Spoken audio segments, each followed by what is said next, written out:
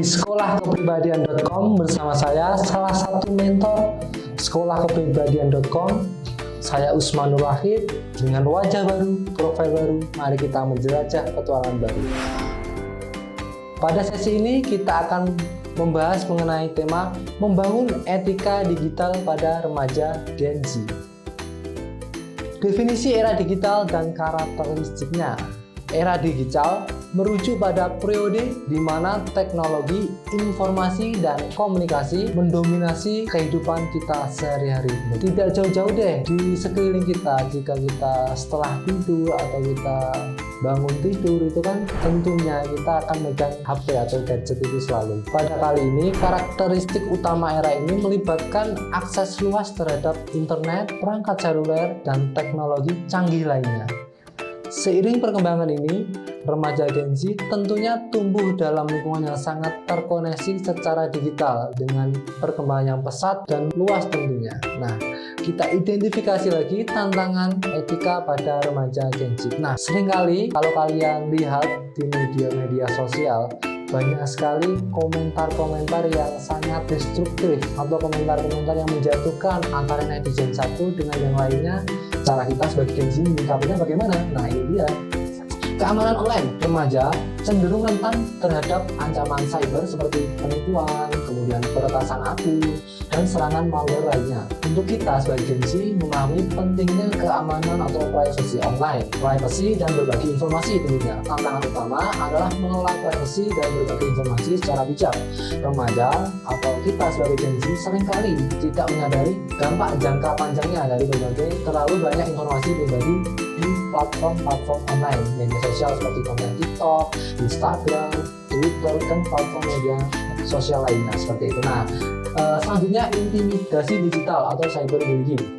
Nah, fenomena ini cukup luas kita temui di media-media sosial saat ini. Contohnya saja pelecehan seperti penipuan itu tadi, yang mana remaja harus memahami dampak psikologis dan emosional dari cyberbullying tersebut. Nah, selanjutnya ada overconsumption of digital content tentunya. Remaja atau kita sebagai Gen Z cenderung terjebak dalam konsumsi digital yang berlebihan atau useless ibaratnya lah. Banyak sekali dan kita menghabiskan waktu untuk sehari-hari kita hanya bermain media sosial, entah itu menonton konten-konten TikTok, Instagram, YouTube, atau bahkan bermain game, atau bahkan menghabiskan waktu untuk streaming filmnya yang disukai gitu ya teman-teman dari Gen Z.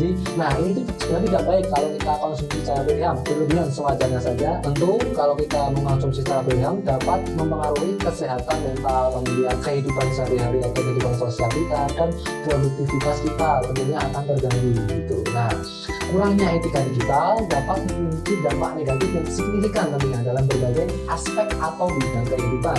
Beberapa dampak tersebut antara lainnya adalah informasi-informasi yang sifatnya hoax. Kurangnya etika digital dapat menyebabkan penyebaran informasi yang fake atau palsu dengan cepat, progresif melalui media sosial dan platform-platform online lainnya tentunya. Hal ini tentu dapat merugikan individu, kelompok, organisasi, atau bahkan masyarakat secara menyeluruh teman-teman. Nah, selanjutnya itu ada pelanggaran privasi. Etika digital yang buruk dapat mengakibatkan pelanggaran privasi seperti pencurian identitas, pengawasan ilegal, dan penyalahgunaan data pribadi. Nah, ini yang berbahaya teman-teman. Nah, banyak sekali dari kita itu kena imbasnya gitu, kena dampak pelanggaran privasi ini. Seperti contoh misal, kita itu terlalu terbuai dengan tawaran-tawaran mengatasnamakan instansi atau kelompok tertentu gitu. Misal kita mendapat SMS, Anda mendapatkan hadiah bla bla bla bla, yang kemudian kita tertarik dan kita klik link tersebut. Nah, itu bahaya teman-teman. Nanti bisa saja data pribadi teman-teman diculik dan disalahgunakan untuk hal-hal yang tidak kita inginkan. Nah, itu kita bisa atasi dengan penggunaan teknologi yang kita batasi seperti itu. Nah, dampak negatif selanjutnya penggunaan teknologi untuk kejahatan.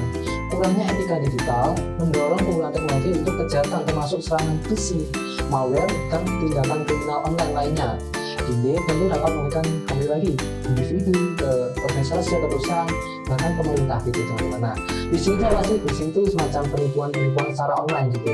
Misal saja ada penipuan online yang namanya tidak dikenal gitu. Biasanya kan seperti itu kalau modus-modus penipuan online-nya. Nah, itu harus kita atasi dengan lebih banyak menjaga privasi data pribadi kita. Kemudian apabila ditelepon dengan nomor yang tidak dikenal, bisa kita tolak secara cepat saja gitu. Nah, kemudian bullying dan pelecehan online. Etika digital yang buruk tentunya dapat menyebabkan eskalasi atau peningkatan kasus perundungan melalui pelecehan online, individu yang menjadi korban dapat mengalami dampak psikologis yang serius. Jadi diharapkan teman-teman kita berperilaku sewajar saja di lingkungan pergaulan kita, di lingkungan keluarga kita, atau di lingkungan tempat bekerja kita. Nah, daripada itu kita harus menjaga etika baik supaya kita tidak gampang membuli orang, atau korban bullying itu di Indonesia harus kita berantas, kita atasi. Dampak negatif selanjutnya, ketidaksetaraan akses teknologi. Dalam masyarakat yang kurang etis secara etika, ada risiko-risiko bahwa akses teknologi dan informasi tidak merata. Ini tentunya dapat meningkatkan kesenjangan sosial antara individu dengan kelompok. Ketergantungan pada teknologi untuk dampak negatif selanjutnya. Kurangnya etika digital juga dapat memicu ketergantungan yang berlebihan pada teknologi atau sistem. Hal ini tentu dapat merugikan kesehatan mental dan fisik individu, terutama jika penggunaan teknologi tidak seimbang. Seperti itu. Nah, gimana? Lanjut kita nanti ke segmen 2.